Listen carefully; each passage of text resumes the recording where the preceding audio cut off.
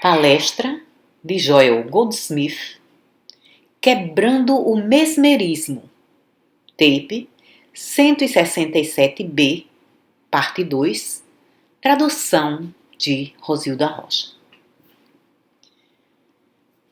No passado, por semanas e meses após as classes, tenho sempre recebido cartas falando sobre as curas que aconteceram na classe, mas que foram reconhecidas somente uma semana ou duas após a classe.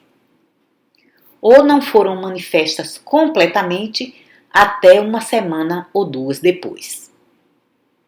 Por quê? Porque onde quer que eu esteja, junto comigo, existe uma consciência dentro de mim, uma percepção consciente de que Deus constitui o ser infinito, seu ser e meu ser. Não faz diferença se em meus ensinamentos metafísicos, ou no trabalho de cura, ou se estou viajando pelo país de avião ou de automóvel, estou sempre na realização de que Deus constitui esse universo. E, olhando para fora, dou testemunho de que em lugar algum existe qualquer poder no bem ou no mal. Em lugar algum existe coisa alguma corporificando o bem ou o mal. Somente Deus é bom. E é por essa razão que temos tido essas experiências de cura repetidamente, mesmo quando não nos pediram isso. Sim, entrei no avião em Melbourne, na Austrália, a caminho da outra costa, e tivemos que parar em Adelaide.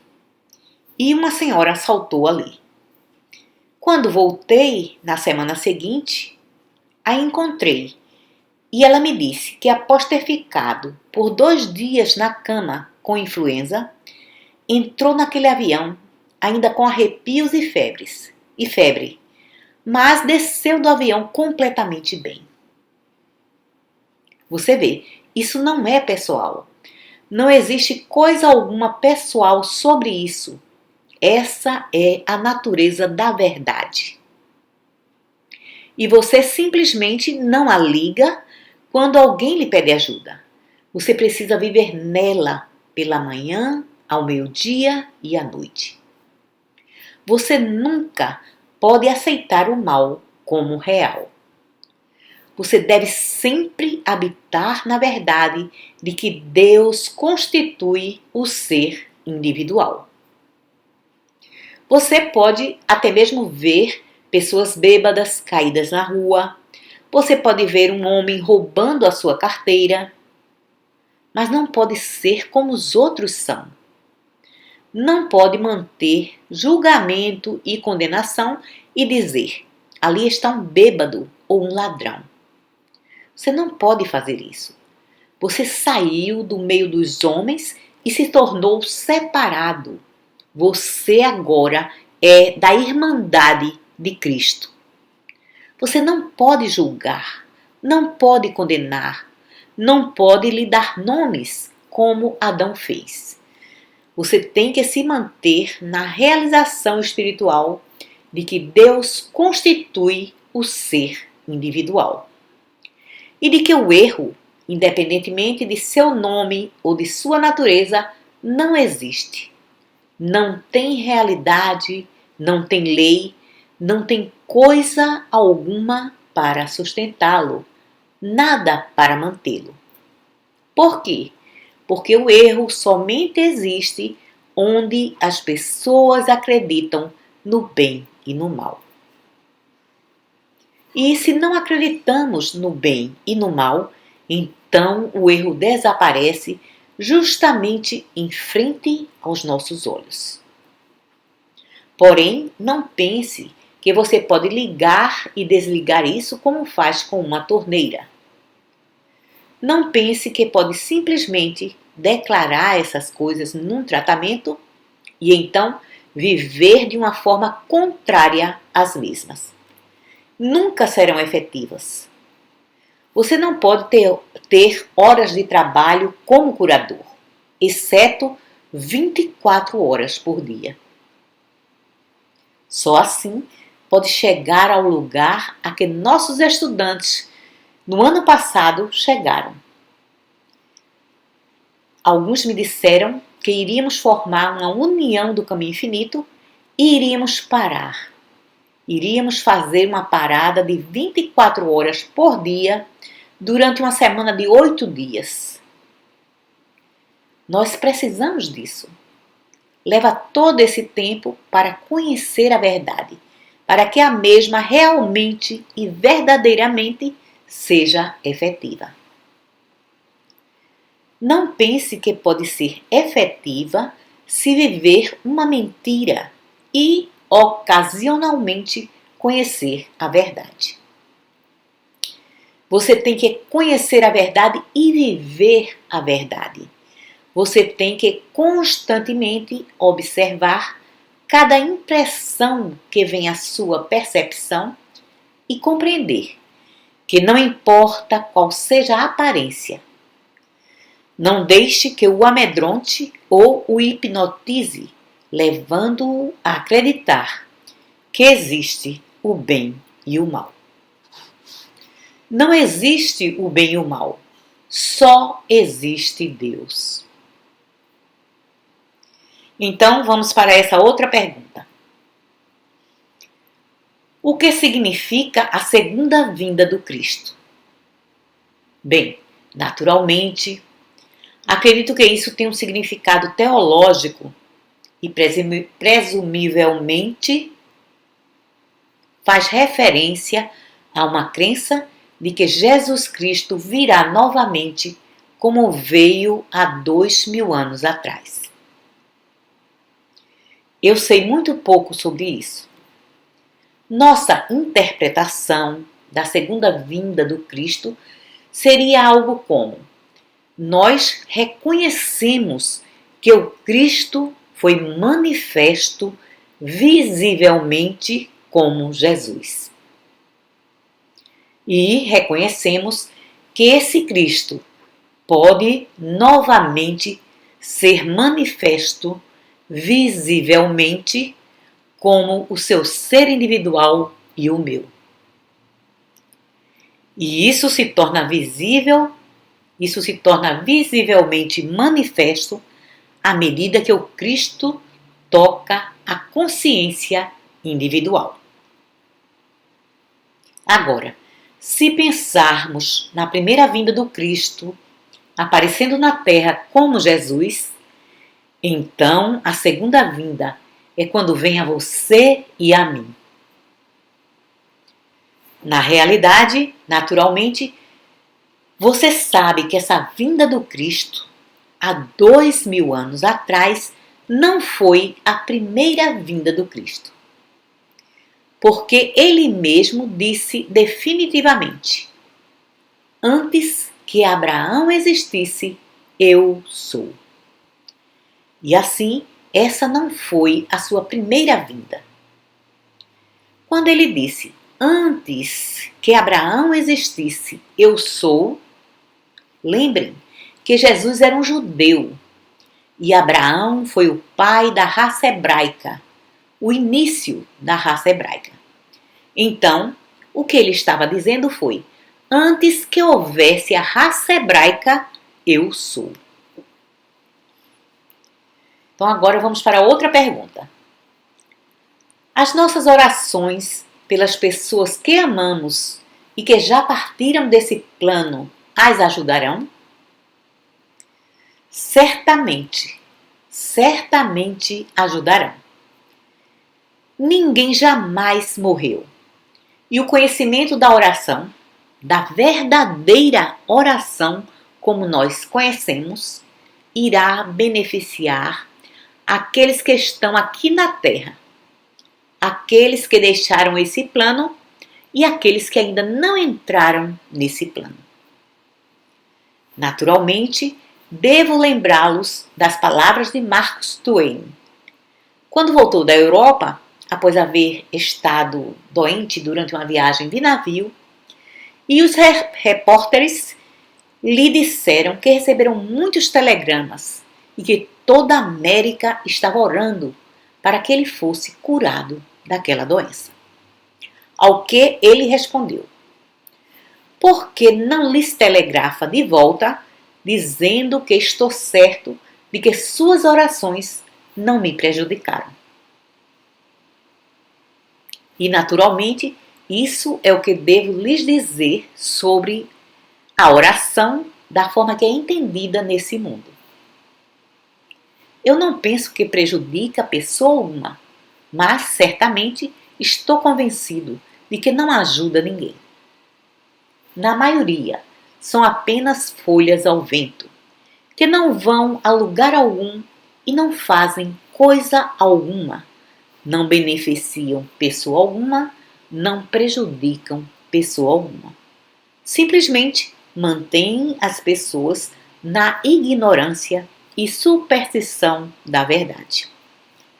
Porém, oração, quando é uma comunhão com Deus, onde primeiro que tudo é um reconhecimento da totalidade de Deus, de sua onipotência, onipresença e onisciência, onde é seguida pela realização de Deus como o único poder, e de que ao lado dele não existe nenhum outro poder, não existe nem poder no bem nem poder no mal. Existe somente o poder de Deus. Então, quando isso é seguido por esse período de espera em quietude, para que o Espírito de Deus toque alguém, essa oração é efetiva. Essa oração é efetiva quando nos sentamos na presença uns dos outros e tem a mesma eficácia se estivermos a 10.000 milhas de distância. E da mesma forma, é efetiva para aqueles que estão além de nossa vista, além de nosso plano de consciência. É efetiva para aqueles que ainda não nasceram. Tenho testemunhado, em minha experiência, jovens que fizeram parte do meu trabalho, moças e rapazes solteiros que fizeram parte do meu trabalho e que alcançaram alguma medida desse entendimento e que se casaram e tiveram famílias maravilhosas. Tiveram experiências maravilhosas em suas famílias. Porque a comunhão deles com Deus tocou as suas consciências e tocou a consciência daqueles que ainda não haviam nascido e deram frutos de sua própria espécie. Tenho testemunhado, agora já por 27 anos, pessoas que tiveram esse trabalho metafísico em suas famílias e tenho observado a diferença num todo.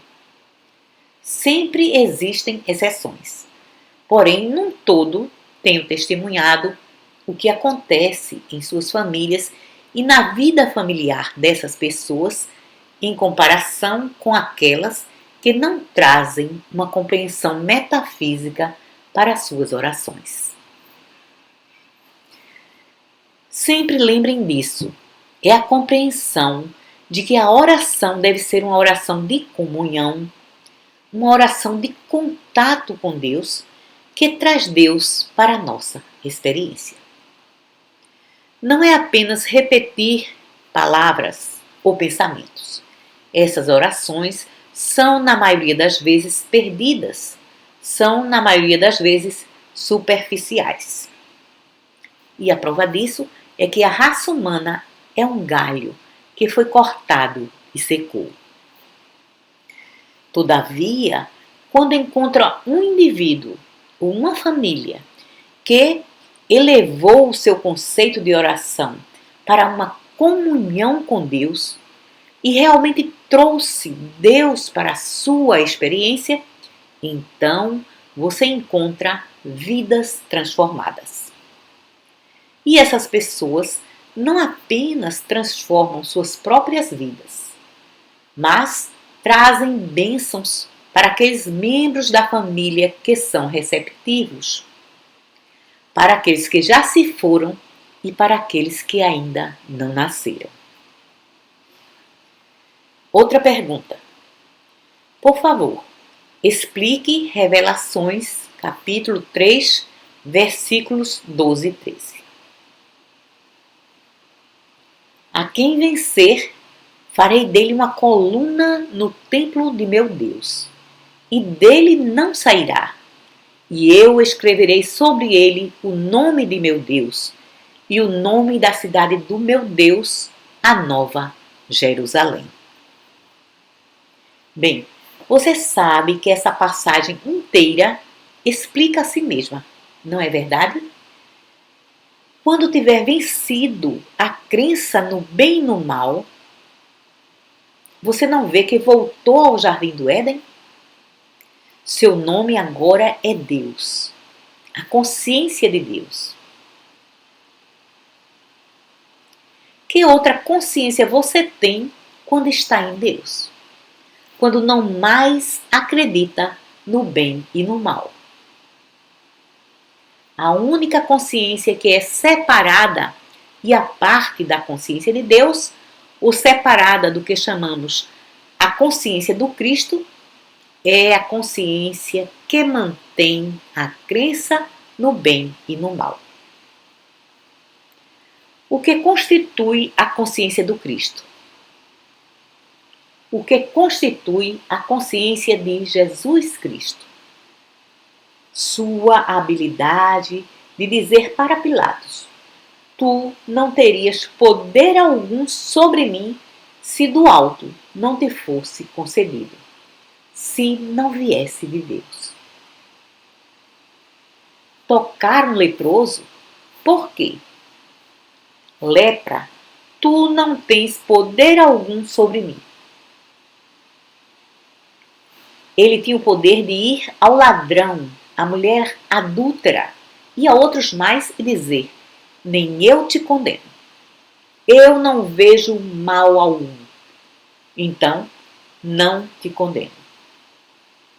Não existe mal em minha mente e não vejo mal em lugar algum. Eu não te condeno. Vai e não peques mais, porque você acredita no mal e ele retornará para você. Eu não creio no mal, então o liberte. Você não vê que, se sua consciência, nesse minuto, estiver mantendo a crença no bem e no mal, é a consciência mortal? Todavia, se você se libertar dessa crença, sua consciência, nesse minuto, é a consciência de Deus. Então, você vai olhar no espelho e ver a mesma pessoa externamente. E todos os seus amigos pensarão que você é a mesma pessoa. Essa é a razão porque naquele tempo eles foram capazes de dizer: oh, esse homem, esse é apenas o nosso vizinho Jesus, o filho de Maria, o carpinteiro. Porque, olhando para ele externamente, isso é o que ele era.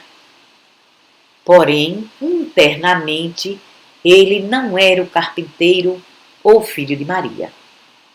Agora, internamente, ele era o Cristo. Por quê?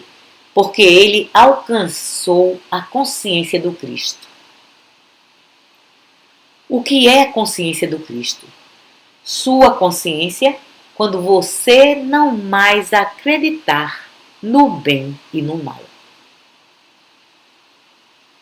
Vocês sabem, essa é uma estranha canção que temos cantado muitas vezes, mas é a verdade que cada um de nós precisa aprender. Sua mente se acalmaria na meditação tão rapidamente quanto a mente de Jesus se você não tivesse nenhuma crença no bem e no mal. Por quê? Você não sabe que tudo sobre o que pensa ou é bom ou é mal? Ou não estaria pensando sobre isso? Você sabe que nunca pensa sobre o passado, exceto sobre alguma ocasião que foi extraordinariamente boa ou extraordinariamente má? Se não fosse por isso, você nunca pensaria sobre o passado. Você não sabe que ninguém jamais pensa sobre o futuro, a não ser em termos de algo que temem, porque pensam que é mal, ou algo que esperam que seja muito, muito bom? Nós esperamos ansiosamente por uma viagem à Europa ou ao redor do mundo. E esse próprio bem para o qual estamos olhando está no futuro. Ou estamos temendo a morte, ou estamos temendo a punição por nossos pecados.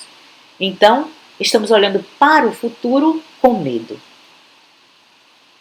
Mas se você não estivesse temendo mal algum e não estivesse antecipando bem algum, agora me diga, o que você teria a ver com o futuro? Você não teria nada a ver com o futuro. Simplesmente se sentaria e relaxaria justamente agora e estaria em paz. E assim é que posso lhe prometer isso. Não importa sobre o que esteja pensando, simplesmente compreenda que não tem elemento algum nele de bom ou mal. E observe o quão rapidamente irá desaparecer de sua mente. As pessoas dizem constantemente: eu não consigo parar de pensar. Não posso parar a torrente de pensamentos em minha mente. Eu sei que elas não podem, desde que exista o bem e o mal em seus pensamentos. Porém, quando não existe nem o bem nem o mal ali, eu sei, por experiência, que não existe coisa alguma sobre a qual pensar. Bem, então está dizendo que sua mente se torna em branco? Na verdade, não. Ela se torna cheia de beleza. Você simplesmente olha para essas lindas flores e as ama. E então começa a perceber como elas chegaram aqui. E percebe o amor e a gratidão que as trouxeram aqui. E volta a pensar sobre isso. Você olha para as estrelas, a lua, e começa a apreciar a beleza, e então a primeira coisa que percebe é que está consciente do ritmo, da ordem, da harmonia de tudo isso. Oh, se você soubesse quantas noites eu fico sentado na praia, no Havaí, e olho para o Cruzeiro do Sul. E assisto ele surgir no mesmo lugar todas as noites. Se mover para o topo e ir para o lado. Cada noite, sempre da mesma forma. Bem, você não poderia ficar assistindo isso por uma dúzia de noites sem se aperceber do fato de que, por trás desse Cruzeiro do Sul, existe algo que o move num ritmo regular, numa ordem regular. Oh, sua mente nunca se torna em branco. Porém, agora você se torna consciente de todas as belezas do mundo, e alegrias e graças, todos os ritmos, todas as formas de beleza. E você pode admirar tudo isso, mas não disturbam os seus pensamentos, porque não são bons nem maus, Você não precisa tê-los, nem precisa se livrar deles. Existe simplesmente a mente preenchida pela beleza, cheia de beleza. E você traz para si mesmo as maiores literaturas do mundo, as belas literaturas do mundo, e vive nele sem um simples traço de medo e também sem um traço de coisa alguma que possa envolver o bem ou o mal. Simplesmente envolve beleza, harmonia, ordem. Não, sua mente está preenchida. Uma vez que não tenha que se preocupar com o bem ou o mal, uma vez que não tenha mais que pensar sobre o passado ou sobre o futuro, sua mente pode viver no eterno agora. Porém, isso somente quando tiver se libertado completamente do poder do bem e do mal. Outra pergunta. Quando reconhecemos nossos erros e aprendemos a não nos condenar por causa deles, por que não desaparecem automaticamente? É porque lá dentro, em algum lugar, ainda o queremos. Ainda pensamos que irão fazer alguma coisa por nós. Provavelmente essa é uma coisa. Mas a outra coisa é essa. Ter a percepção intelectual desses erros nem sempre os destrói. Você vai lembrar que existem duas partes em nossa oração que são essenciais. Uma é conhecer a verdade. E a segunda é essa quietude interior até que a voz de Deus fale, ou que a presença de Deus possa ser percebida. E assim é que, algumas vezes, após havermos reconhecido nossos próprios erros, reconhecido o que está nos perturbando, nós ainda não o eliminamos até que o Espírito tenha descido sobre nós. Entretanto, como resultado dessa classe, deve ser muito mais fácil largar os erros de nossa experiência, porque agora nós temos o que não tínhamos antes desse corrente ano. Nós agora temos o ensinamento definitivo de que não somos perturbados apenas porque nós somos perturbados apenas porque estamos aceitando alguma coisa como boa ou como má. E desde que esteja aceitando como maus, estou falando de seus erros, você vai querer se livrar deles. Uma vez que comece a saber que eles não são mal, que não contêm mal algum, desaparecerão por eles mesmos. Basta soltá-los. Você vê, aqui está a diferença entre o nosso trabalho de cura metafísica e outros trabalhos. Nós nunca temos que nos livrar de uma doença. Nunca temos que nos livrar de um pecado. Nunca temos coisa alguma para vencer. Nosso trabalho é simplesmente o reconhecimento de que não existe mal naquilo que está se apresentando a nós como mal. Da mesma forma que não existe coisa alguma boa naquilo que está se apresentando a nós como bem. Nosso trabalho é nos elevar acima dos pares de opostos. Nosso trabalho não é tentar transformar o mal humano em bem humano, ou a doença humana em saúde humana.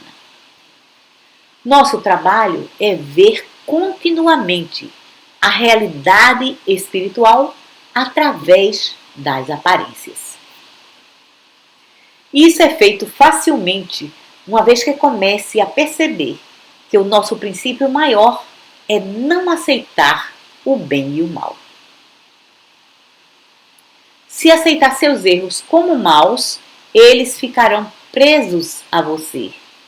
Se resistir ao mal, ele vai ficar preso a você. Se você gradualmente tomar a atitude de soltá-los, por quê?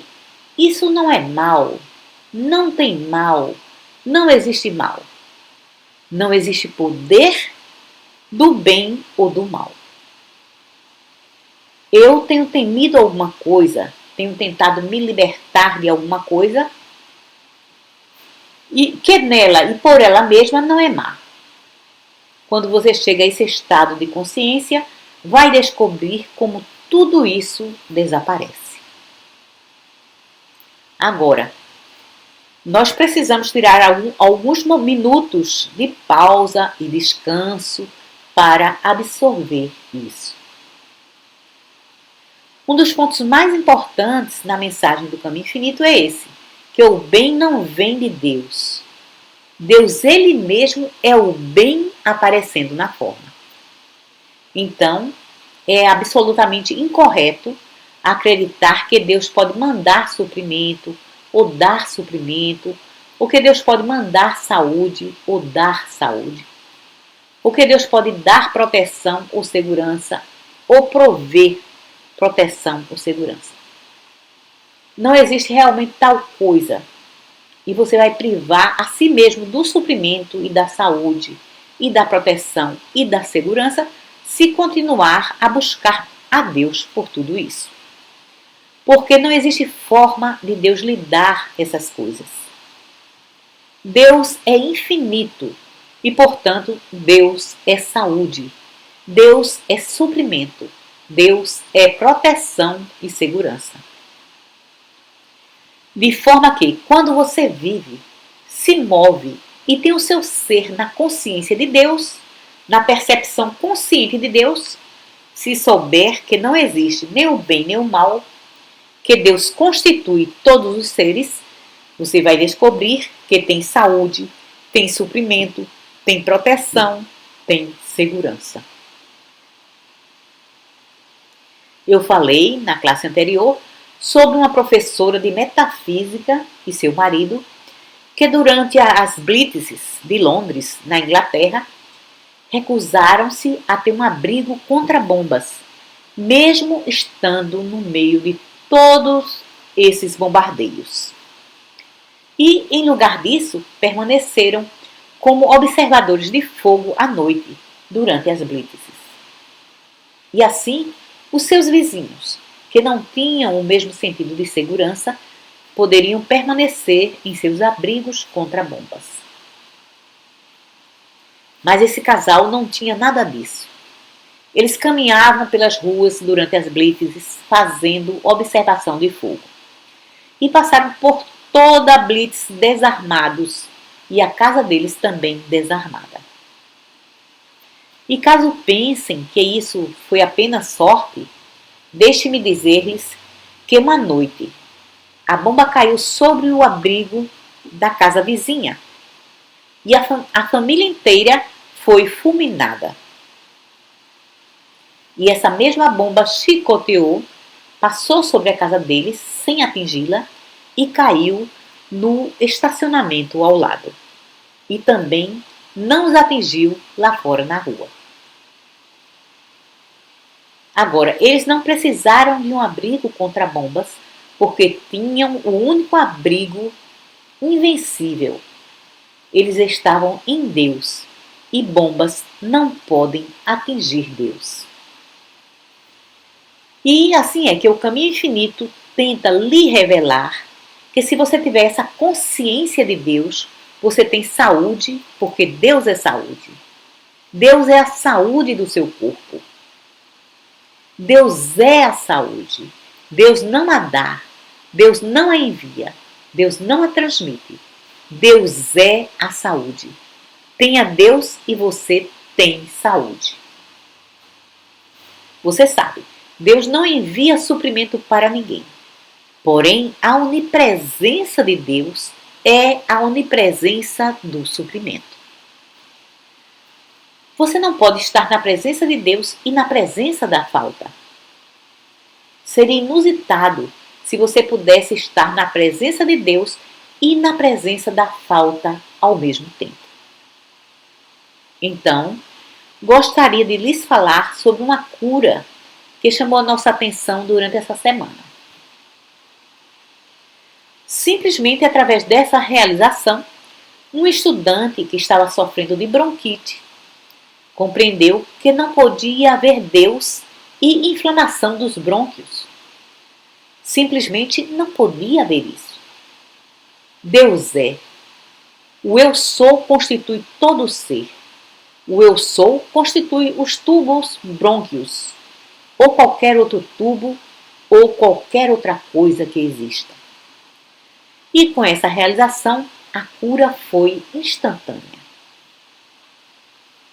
Agora você vê, isso porque ele chegou à realização de que Deus e sua criação são um, não dois. De que não existe Deus e uma criação. Deus constitui a criação. Toda a criação é feita de Deus. Então, quando você realiza que Deus não vai lhe enviar saúde ou suprimento, quando para de tentar demonstrar essas coisas e concentra todo o seu coração e toda a sua alma em demonstrar a realização de Deus, demonstrar a percepção consciente de Deus, a percepção consciente da presença de Deus, então descobre que a presença de Deus é ela mesma a saúde, a harmonia, o suprimento, a segurança, a proteção. Até mesmo um avião não pode cair se estiver na presença de Deus. Como ele pode estar na presença de Deus? Ele somente pode ser trazido à presença de Deus através da consciência de um indivíduo que tenha a percepção consciente da presença de Deus. Tudo é uma questão de consciência. De outra forma, a raça humana está cortada, separada de Deus e seca. Porém, quando existe um indivíduo nessa presença, 10 justos na cidade realizando a presença de Deus, então a presença de Deus é a segurança e a proteção, a paz, a alegria, a saúde, a harmonia e a totalidade da situação. E assim, o caminho infinito diz: deixe tudo o que quer alcançar. Alcance a realização de Deus. Deixe tudo o que quer alcançar. Alcance a compreensão da natureza de Deus. Deixe tudo o que quer alcançar. Alcance a graça de Deus. Deixe tudo o que quer alcançar. Alcance a graça de Deus se revelando conscientemente dentro de você. Não existe outra demonstração a fazer. Ninguém nesse mundo jamais terá que demonstrar saúde, ou paz, ou descanso, ou suprimento, ou segurança, uma vez que esteja no caminho espiritual para realizar Deus. Se você tiver 3 oportunidades durante o dia de realizar a presença de Deus, tire vantagem disso. Porque o resto do dia será preenchido com as coisas boas de Deus. Se tiver 20 minutos durante o dia, de se sentar por apenas 1 minuto e realizar que onde eu estou, Deus está. Onde Deus está, eu estou. Eu estou sempre nessa presença e essa presença está sempre em mim. Faça isso, porque durante o restante do dia vai descobrir que as coisas de Deus lhe serão acrescentadas. Tudo que irá comer e beber e usar, com o que se vestir, se transportar e suas férias, e todas essas coisas lhe serão acrescentadas. Não gaste qualquer tempo tentando demonstrar qualquer coisa. Gaste todo o tempo que tenha disponível para as coisas espirituais, para realizar a presença de Deus, para ponderar em sua mente sobre a natureza de Deus. E continuamente se lembre que não existe nem bem nem mal em lugar algum da terra. Não existe o bem e o mal.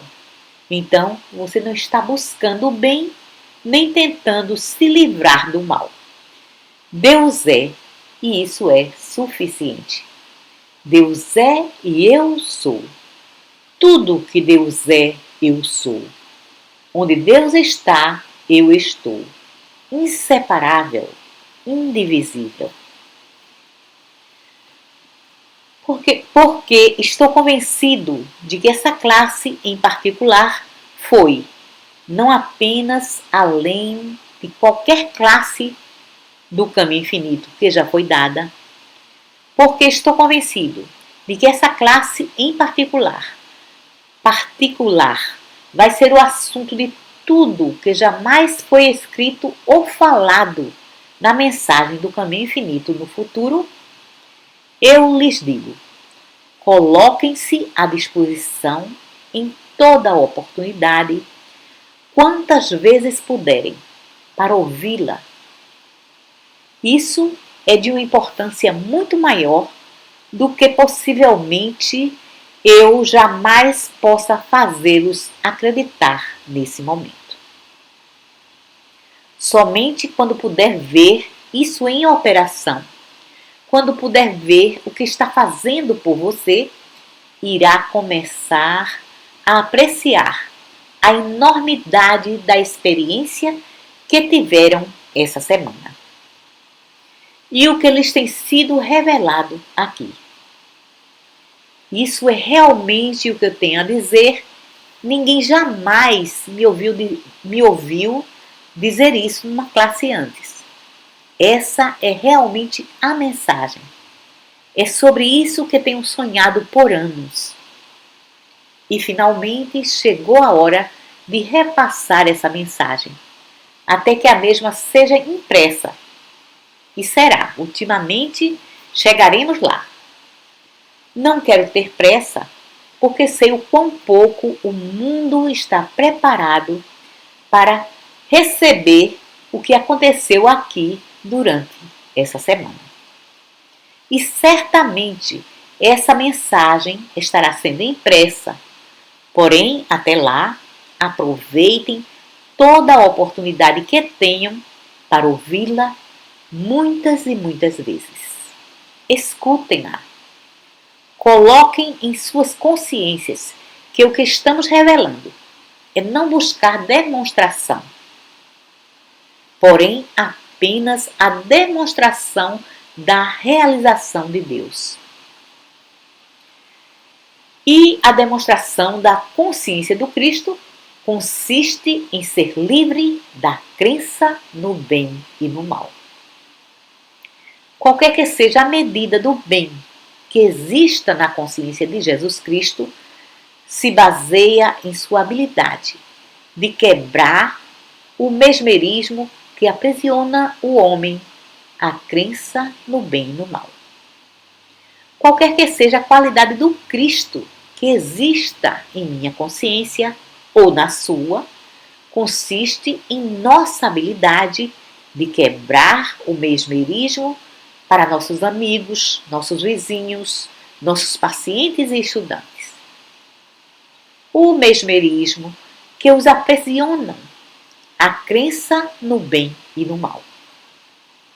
Quando quebra essa sugestão hipnótica, você os torna livres. Obrigado.